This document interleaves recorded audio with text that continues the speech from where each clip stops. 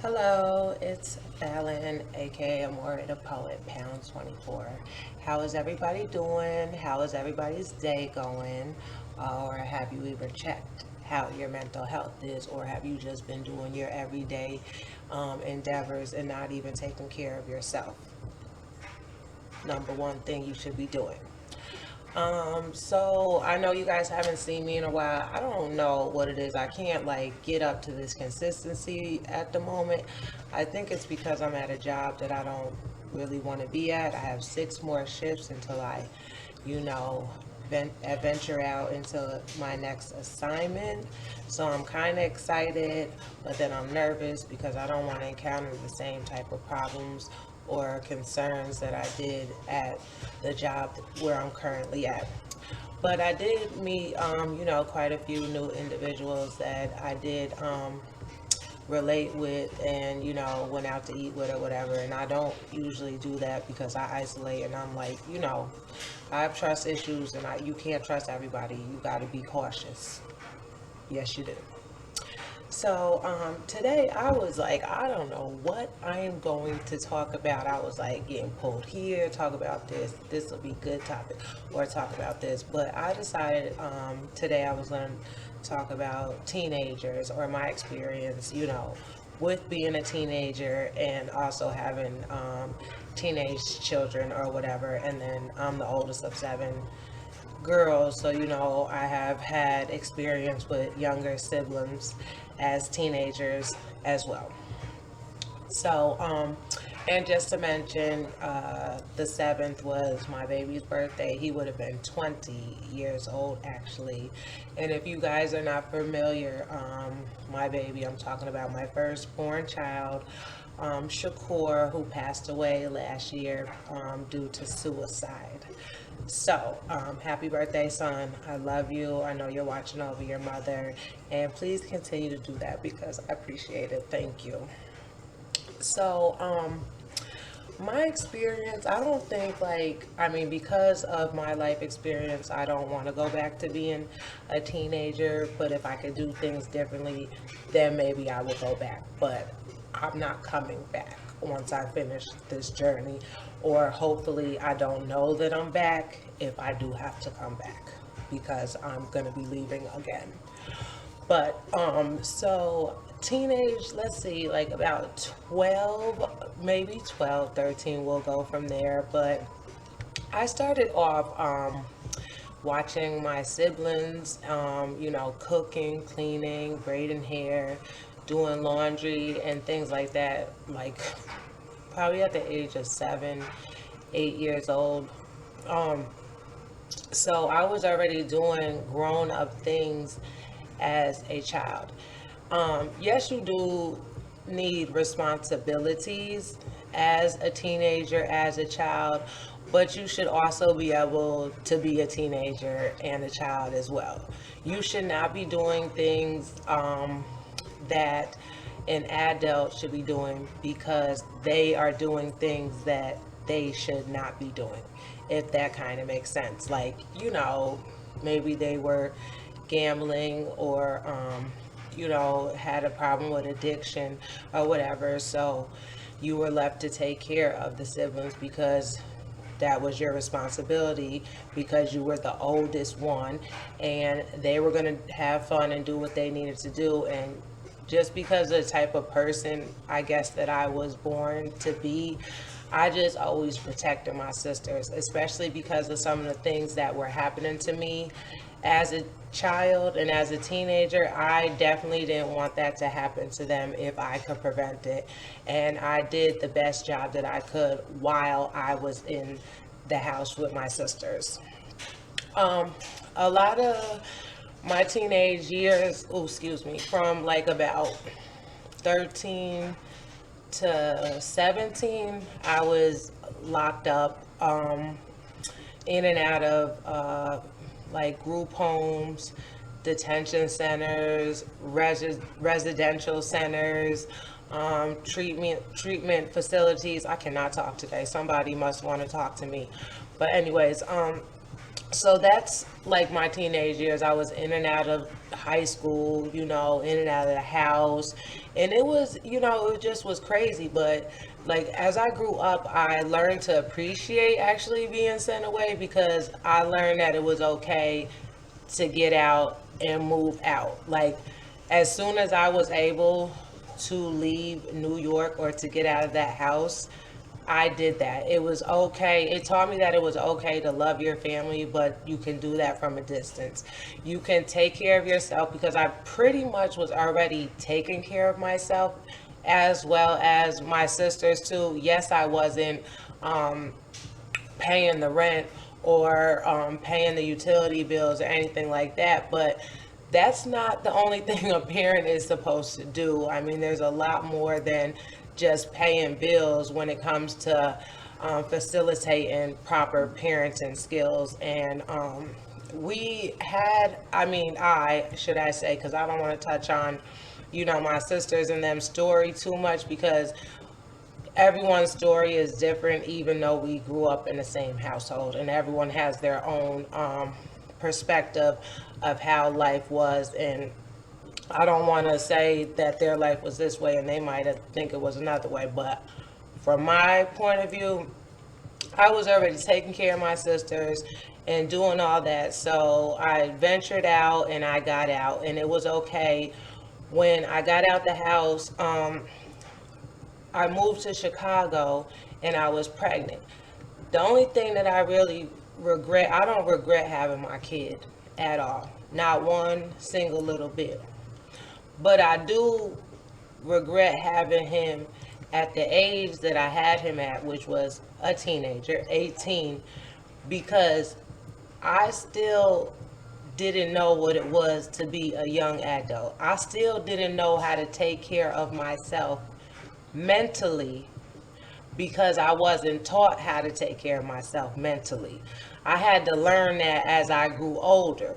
And so, with saying that, there probably would have been more things that I would have taught my children growing up with them or raising them, should I say. I would have, taught them how to love their self more, or, not be fooled by certain types of people and certain situations and things like that. But I didn't know at the time, so it wasn't a piece of information that I could set out or give them an example to be because I didn't know, you know.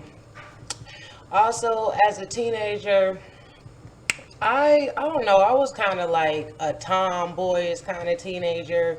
I like to hang out with the guys, or like do activities, hide and seek, playing rough, and but it was always kind of messed up because I was babysitting usually from 7 to 10 o'clock at night or whatever, and then when my grandma gets home, she like it's bedtime. Who bedtime?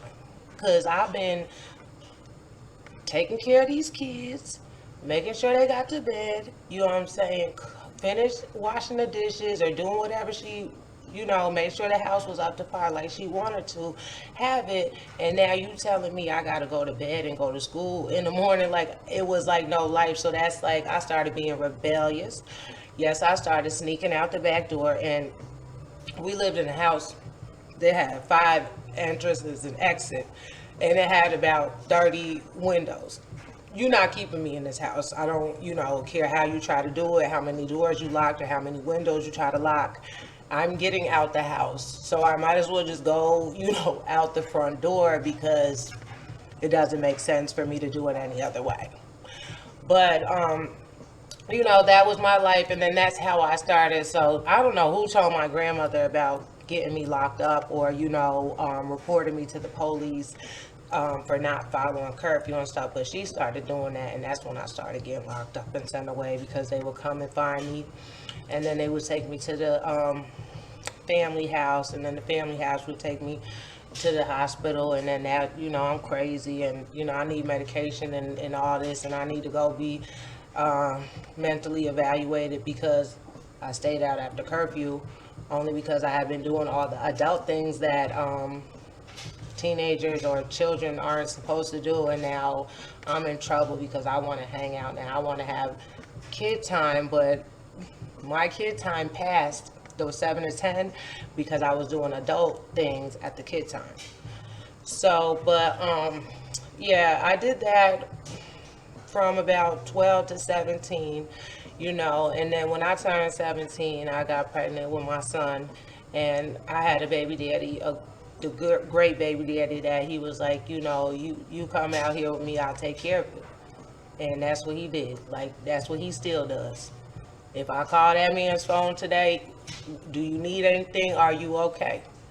And even though like I only have my daughter and then like my kid's father out here, I'm okay because I know that I'm protected by at least one person, which makes me feel comfortable because at home I don't really have a good relationship with my siblings, which is crazy because that's the main reason why my grandmother gave up her life, was to make sure we would be together as a family, because we don't have like a big family. It's just my grandma, my step grandfather, who I refer to as dad, and then my mom and the sisters, and then our kids. We don't have like cousins and all that we were close to, family reunions and stuff like that. So, but to this day, we're not close. That's one thing that hopefully one day it does come like that. If it doesn't, you